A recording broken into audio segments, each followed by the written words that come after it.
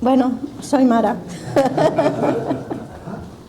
Creo que todo el mundo me conoce, me podéis presentar si queréis y si no, pues lo dejamos. ¿Quieres presentarme? Vale. No, me encanta la televisión. Para mí un honor, una satisfacción presentar a la profesora Mara Manzano, que hoy nos va a hablar de confluencias en la lógica híbrida. Muchas gracias. Vale, ya está. Me cabe el honor de presentar para todos ustedes a la profesora Mara Manzano, que hoy nos va a introducir en el tema confluencias en la lógica híbrida. Muchas gracias.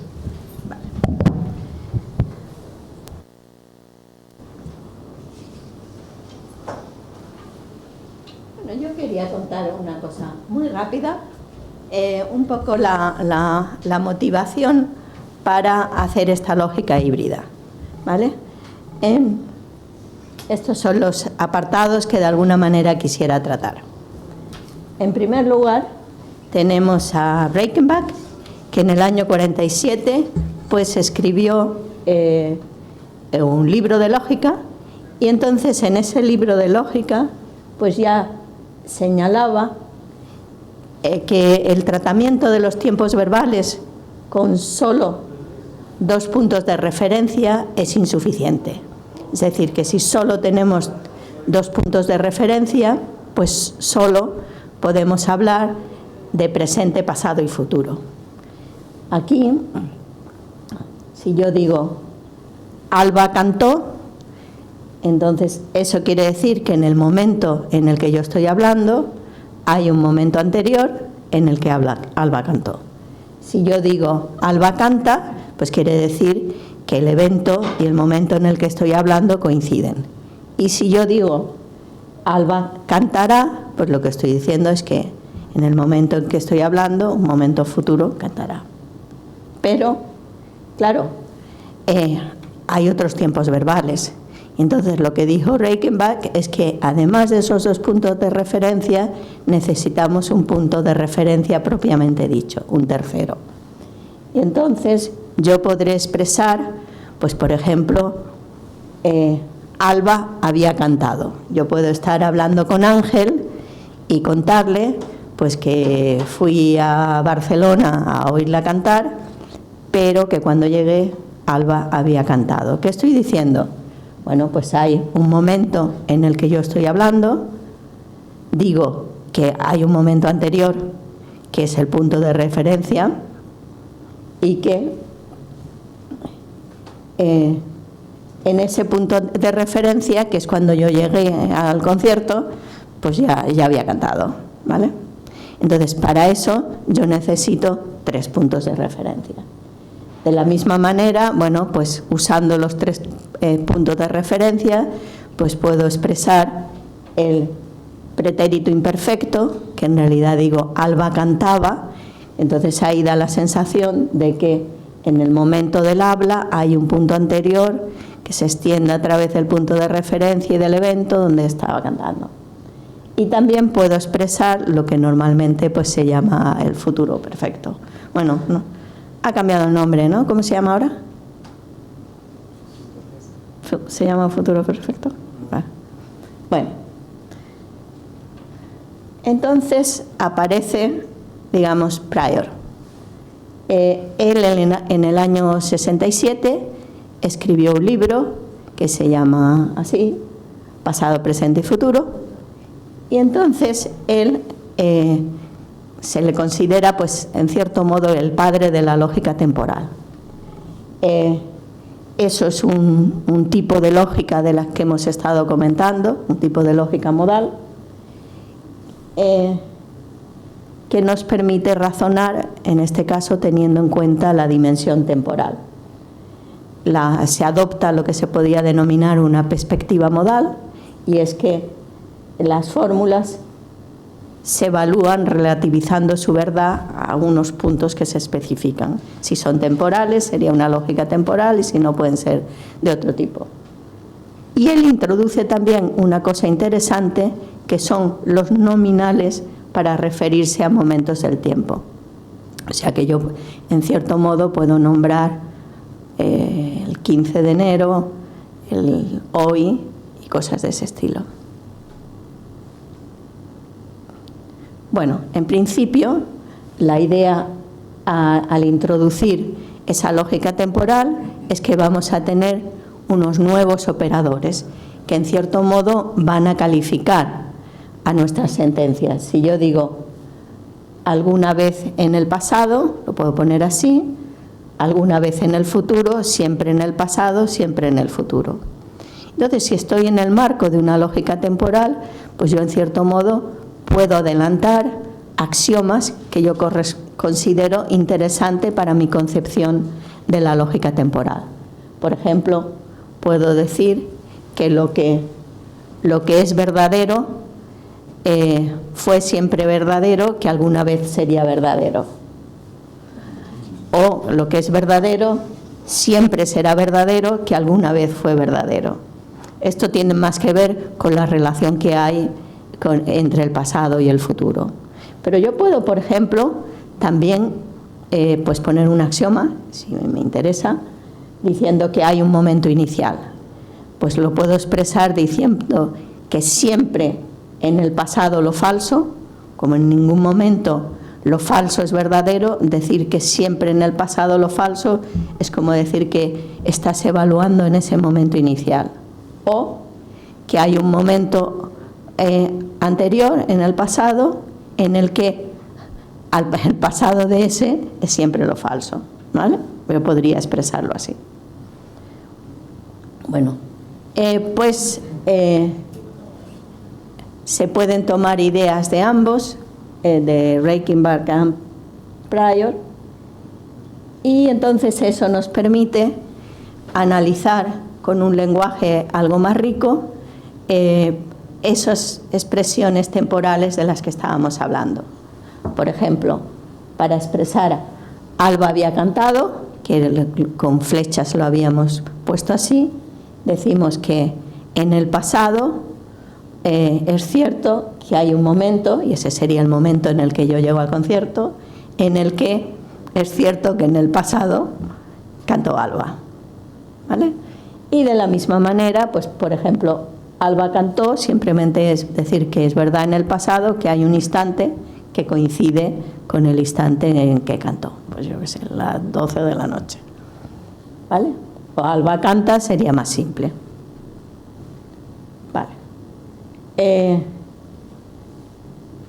Usando pues eso, nominales y operadores temporales, pues se pueden expresar pues estas cuestiones temporales de una manera más sencilla.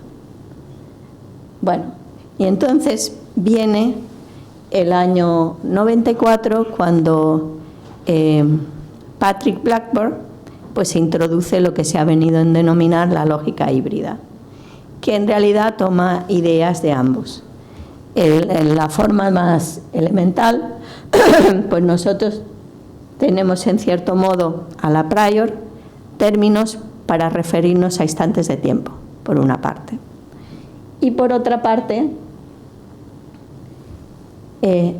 esos términos para referirse a instantes de tiempo van a servir también como fórmulas. O sea, si yo pongo la fórmula ahí, lo que quiero decir es que en el instante esa fórmula, que no dice nada, simplemente te está diciendo que es verdadera en el instante cuyo nombre es sí. Y por otra parte, pues yo podría decir, de la misma manera que decía antes, bueno, eso ya lo tenía, Alba cantará, pero también voy a introducir un nuevo conjunto de operadores modales que dicen ad y fi, ¿vale? Y entonces cuando yo evalúo esa sentencia, lo que tengo que hacer es irme al instante cuyo nombre es sí y ver si ahí la fórmula fi es verdadera, ¿vale? Bueno, pues eso es un poco la idea básica. Entonces, mis alumnos recordarán el ejercicio que les puse en la primera transparencia, que decía que era un poco sacado de la filosofía zen del libro de la perfecta vacuidad, que decía, Tandejin le preguntó allí, ¿existían las cosas al inicio de los tiempos? El otro lo respondió: si al principio de los tiempos no existiesen cosas, ¿cómo sería posible que existieran hoy? Con idéntica razón, los hombres del futuro dirán que hoy no existían cosas. Bueno, esto se puede intentar. Bueno, lo primero que tenemos es, en cierto modo, que reformularlo, seguramente utilizando teoría de la argumentación, en donde, bueno, en realidad, como ya lo hemos hablado en el curso, muchas veces un razonamiento se presenta planteando una pregunta, que en realidad es lo que pretende ser la conclusión, y después se dan las razones, ¿no? Entonces, una manera de reformular el argumento es así: si existen cosas en un momento dado, entonces en todo momento anterior han existido cosas. Porque subyace al razonamiento que dice: los hombres del futuro, si no, dirían que hoy no existen cosas. O sea que en el fondo está pensando que está funcionando esta especie de axioma de que si existen cosas en un momento dado, en todo momento anterior han existido cosas. Existen cosas hoy, el principio de los tiempos es anterior a todo, y la conclusión es que existían cosas al inicio de los tiempos, ¿vale? Entonces, en lógica híbrida, el razonamiento se puede formalizar de una manera muy sencilla.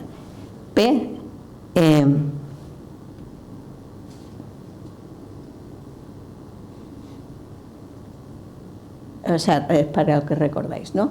Si existen cosas en un momento dado, entonces en todo momento anterior han existido cosas. El otro decía: existen cosas hoy. La otra hipótesis es que el principio de los tiempos es anterior a todo, y la conclusión es que existían cosas al inicio de los tiempos. Digo, la formalización. Yo digo, si existen cosas en un momento dado, en todo momento anterior han existido cosas. Existen cosas hoy, tengo un nominal, hoy, hoy existen cosas. ¿Cómo pongo que el principio de los tiempos es anterior a todo? Digo, el alba de los tiempos, siempre en el pasado lo falso, ¿vale? Y la conclusión, pues sería que existen cosas al inicio de los tiempos.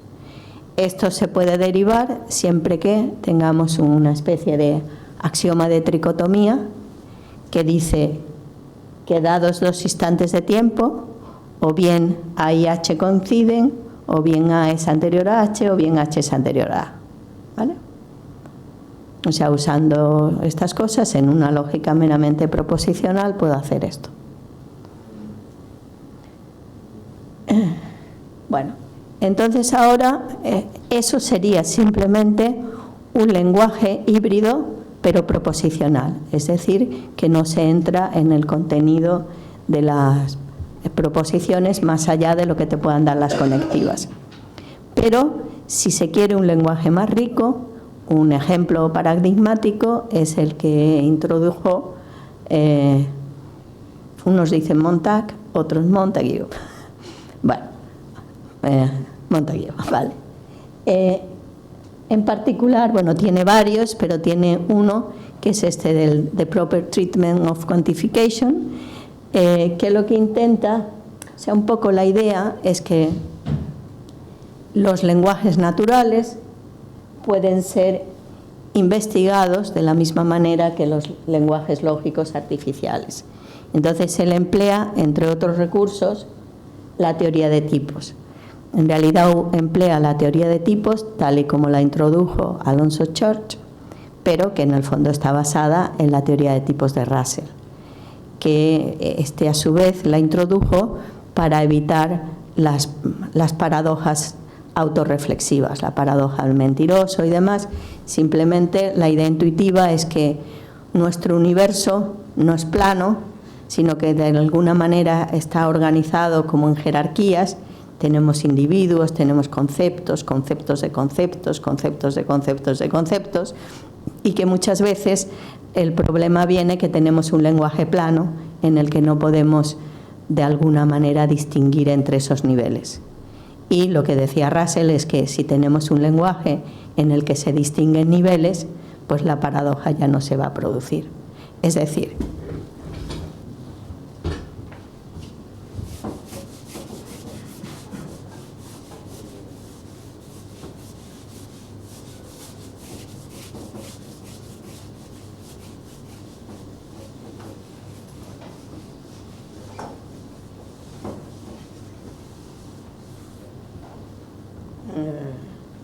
que, por ejemplo, yo no podré escribir esto. X pertenece a... Bueno.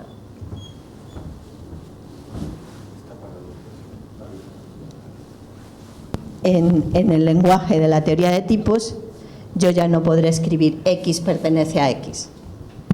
¿Vale?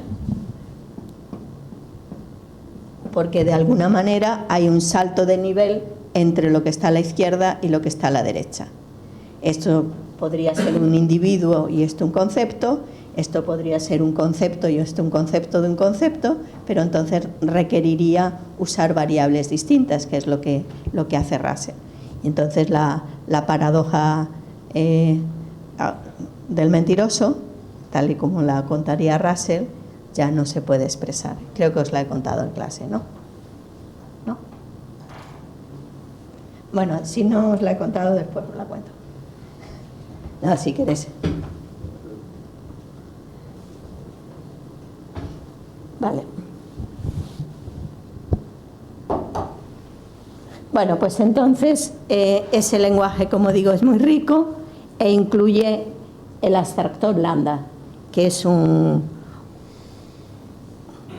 pues es un signo que tiene en cierto modo la función de distinguir entre lo que son funciones y valores de funciones y permite pues generar una gran cantidad de expresiones muy precisas que de otra manera no se podría. Es muy adaptado, por ejemplo, para expresar recursión, pero también está perfectamente adaptado para expresar todo el lenguaje de la lengua natural. O sea que la idea de Montague era más bien aplicarlo al lenguaje natural, pero ha tenido enorme repercusión pues también en la informática, también en lenguajes de programación, el Prolog está basado en él, también en la resolución de problemas generales, tipo el problema que se planteaba Alonzo Church. Bueno, total, que es un lenguaje que ha marcado, digamos, la historia de la lógica. Bueno, pues en el año 2005 lo que hacen Carlos Areces y Patrick Blackboard, pues es escribir este artículo en donde se define una semántica para esta lógica, o sea, se introduce ese lenguaje con su semántica y demás. Bueno, claro, al tener este lenguaje, la capacidad de este lenguaje, la capacidad expresiva de ese lenguaje es enorme y ya sabemos por resultados de la lógica, los resultados de limitación de las que hablaba el otro día Enrique, pues la posibilidad de definir un cálculo deductivo para esa lógica desaparece. Es decir, lo que siempre os comento es que en el fondo una lógica es como una balanza, es decir, que en una parte ponemos la capacidad expresiva, en el otro platillo de la balanza ponemos la capacidad computacional y que, pues por ejemplo, cuando pasamos la lógica proposicional pues tiene un cálculo deductivo que es correcto, completo y además es decidible. Se puede hacer una tabla de verdad y automáticamente sabes si la fórmula es válida o no. Su capacidad expresiva pues es limitada. Hay muchos razonamientos que no se captan simplemente con el y o sí entonces, sino que requieren entrar en la cuantificación, en una serie de cuestiones. Bueno, si pasamos a la lógica de primer orden, pues entonces se gana capacidad expresiva, pero pagas un precio. Y el precio que pagas es que pierdes capacidad computacional. Tienes un cálculo deductivo que es correcto y es completo, perdón, pero lo que no tienes es un cálculo de lo que se denomina decidible. O sea, no hay un algoritmo que en un número finito de pasos te dice si la fórmula es válida o no. O sea, que tú no sabes si es que la prueba no se ha terminado por tu incapacidad o es que no se va a terminar, digamos. No, el proceso puede no acabar, ¿no? Bueno, pues la idea es esa, que en la lógica, bueno, y si pasamos a la situación esta de lógica de orden superior, tipo la gramática de Montague, pues entonces estamos en este espacio. Estamos en el lugar que tenemos una lógica que tiene una capacidad expresiva enorme, pero que no hay un cálculo deductivo que sea correcto y completo. Es decir,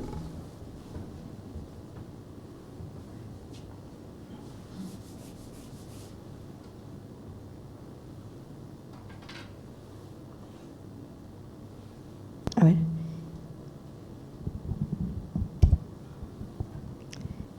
La idea es que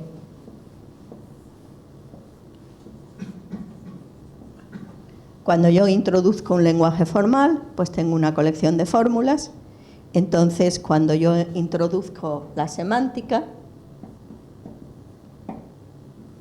de esa colección de fórmulas, selecciono las fórmulas válidas, ¿vale? Eso pasa pues, en cualquier lenguaje. Las fórmulas válidas o tautologías en lógica proposicional son las que son siempre verdaderas. Normalmente lo que se busca es un procedimiento más efectivo que la mera definición del concepto de verdad, y entonces se introduce un cálculo. Ese cálculo deductivo, por su parte, genera un conjunto de lo que podemos llamar teoremas del cálculo. Entonces, claro, si el objetivo era captar con el cálculo deductivo las fórmulas válidas, nosotros querremos que estos dos conjuntos coincidan, ¿vale? Que el conjunto de las fórmulas válidas esté contenido en el de los teoremas, es decir, que mi cálculo sea capaz de generar, que cada vez que tengo una fórmula válida, mi cálculo sea capaz de probarla, y por otra parte, que sea de fiar, que siempre que tengo un teorema sea una fórmula válida, o sea, que no se ponga como loco a producir como teoremas cosas que no son fórmulas válidas, ¿no? Bueno, pues esto pasa en la lógica de primer orden, pasa en la lógica proposicional,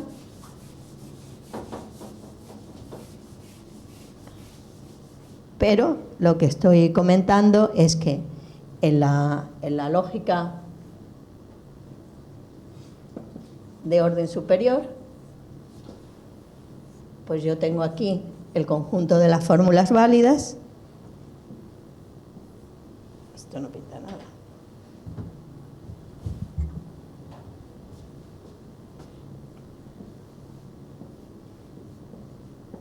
Y sin embargo, el conjunto de los teoremas es un subconjunto suyo. Es decir, hay aquí siempre fórmulas válidas que no son teoremas. No es una sola. Si fuera una sola se lo añadía como axioma y asunto concluido. Es una especie de cáncer, digamos, que genera otras fórmulas. Eso es el teorema de Gödel del que habéis oído hablar. Vale. Esa es la situación que se sabe cuando pasas a una lógica con mucha capacidad expresiva. Entonces, sin embargo, en el año 1950, en realidad es un artículo que sacó de su tesis doctoral, que se llama Completeness in the Theory of Types, Leon Henkin pues demuestra la completud de teoría de tipos admitiendo modelos no estándar. Bueno, él fue mi advisor cuando en el año 77 estuve en Berkeley. Él fue mi director de una beca Fulbright.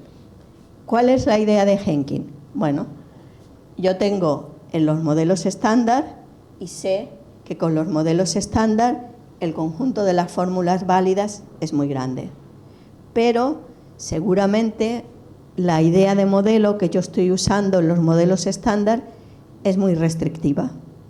Y entonces, si yo amplío la noción de modelo de tal manera que siga siendo algo, por así decir, razonable, puedo ampliar la clase de modelos y cuando yo amplío la clase de modelos, definiendo lo que él llama los modelos generales, pues puedo hacer coincidir el conjunto de las fórmulas válidas en esta clase más amplia de modelos con el conjunto de los teoremas. ¿Por qué? Para que una fórmula sea válida, tiene que ser verdadera en todos los modelos posibles, ¿no? Si la clase de modelos es más grande, para que una fórmula sea válida, tendrá que ser verdadera en más modelos. Será más difícil, tendrá que pasar más controles de calidad. Y entonces, ampliando de una determinada forma esa clase de modelos, hago que coincidan los dos. Y es una forma natural, quiero decir, no es meramente una definición ad hoc. Bueno, pues entonces nosotros pensamos que podíamos poner a los cuatro juntos. Es decir, que podíamos combinar ideas de Reichenbach, de Prior, de Montague y de Henkin, y así escribimos Areces, o sea, Carlos Areces Blackburn, Antonia Huertas y yo, un artículo de completud de la teoría de tipos híbrida. Simplemente la idea era, pues bueno, armonizar lo que nos habían dicho unos y otros. Y bueno, ya acabo. Estos son las referencias. El artículo de Carlos Areces y Patrick, de la semántica. Este es uno que escribimos, que es muy simpático. Este está colgado en internet, que es el del cuarteto, pero el cuarteto no somos nosotros cuatro, que somos los autores, sino el cuarteto son Reichenbach, Prior y demás. Y fue gracioso porque yo le había puesto el título y lo teníamos medio escrito, bueno, lo teníamos bastante redactado, y Patrick, yo el cuarteto lo entendía como el cuarteto de Alejandría, pero Patrick el cuarteto lo entendía en un plan musical. Y entonces, bueno, el artículo final, pues cada uno de los autores estos de Reichenbach, Prior, Henkin y tal, toca un instrumento y él va diciendo cómo se van armonizando y de tal. Y bueno, y después también publicamos este artículo en donde lo que ya se hace es la prueba de completud. O sea, no simplemente se explican más o menos las ideas, sino se prueba completud. Bueno, y este es el artículo original donde Patrick introduce la lógica híbrida. Bueno, después este es el artículo de Henkin que he mencionado, el de completud de teoría de tipos. Este es el de Montague, este es el de Prior y esto es lo de Reichenbach. Bueno, pues creo que nada más.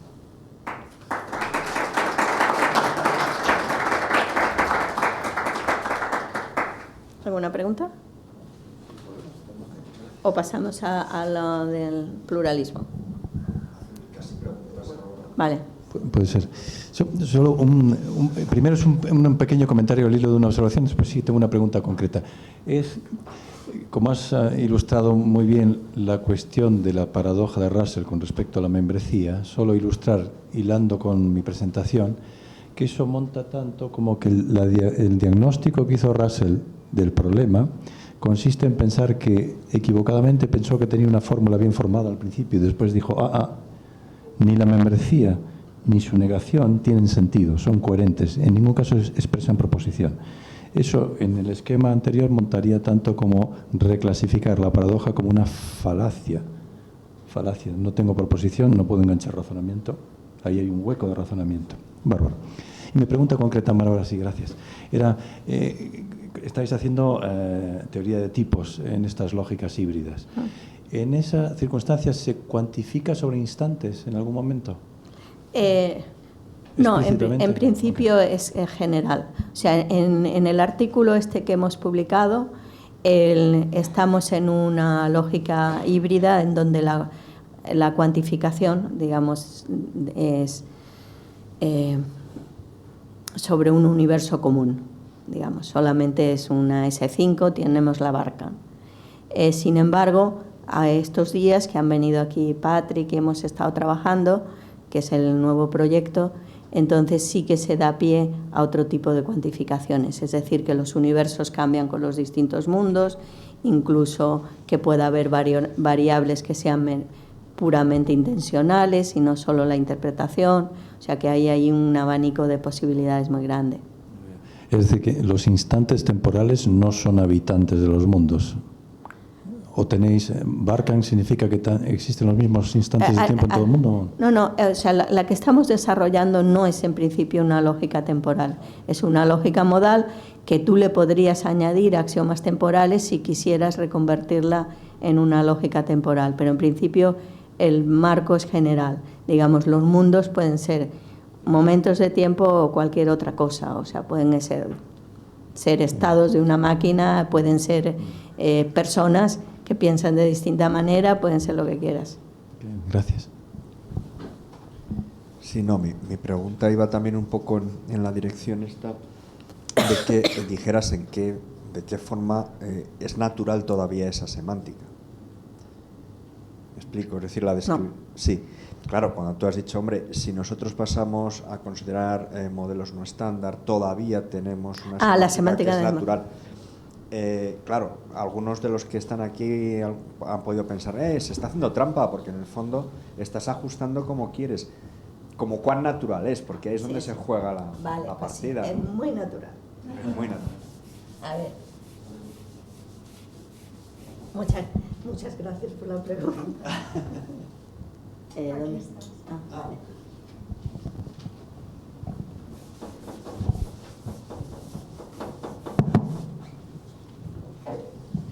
A ver, cuando se pasa, las fórmulas de cualquier lógica se interpretan en lo que denominamos modelos o estructuras, ¿vale? Entonces, lo que distingue a la lógica de primer orden de la lógica de orden superior es que en lógica de primer orden yo puedo decir para cualquier individuo vale phi. En la lógica de orden superior, voy a poner de segundo orden que es más fácil, puedo decir para cualquier propiedad vale phi, o para cualquier relación binaria vale phi, etcétera, ¿vale? Entonces, yo cuando doy una estructura o modelo de esa lógica, pues tengo que decir estas variables dónde toman valores, a qué se están refiriendo, ¿vale? Entonces, en el caso de la lógica estándar, yo digo, pues estas variables individuales se refieren a un universo que simplemente le pido que no sea vacío, porque no estoy en lógica libre, y estas variables de predicado, pues digo, bueno, cualquier subconjunto del universo es una propiedad, y pongo partes de A. Y estas de aquí, pues digo, cualquier subconjunto del producto cartesiano de A por A me vale, etcétera. Vale. Esa es la idea de los modelos estándar. Pero claro, si uno piensa, yo estoy aquí admitiendo cosas que seguramente no sé captar y que no puedo captar con mi lenguaje. Imagina que yo, por ejemplo, como universo A, tengo el de los números naturales, ¿vale? Entonces, en el universo de propiedades, tengo partes de n, ¿vale?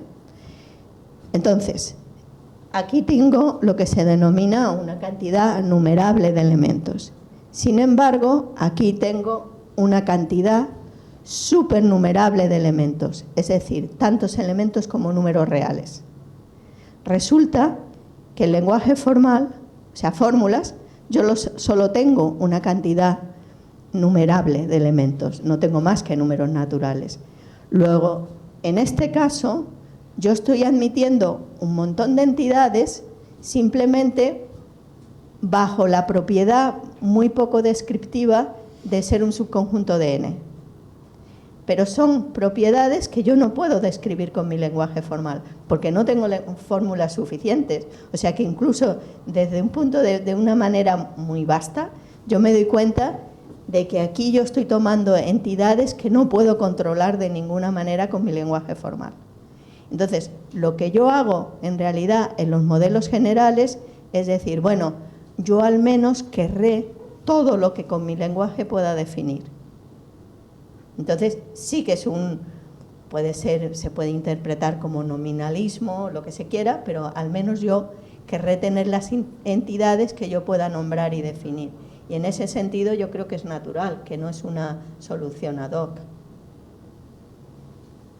Y que implica, si se quiere, pues una postura nominalista, decir, bueno, para mí existen las cosas que yo puedo describir y lo demás, olvídate. No, a ver, no es que no se admitan los otros modelos, se admiten también, pero la cuestión está en que yo admitiré también modelos en donde aquí, en vez de tener partes de A, pues tendré un cierto B que esté contenido en partes de A, pero que al menos contenga todos los definibles. Eso es un poco la idea.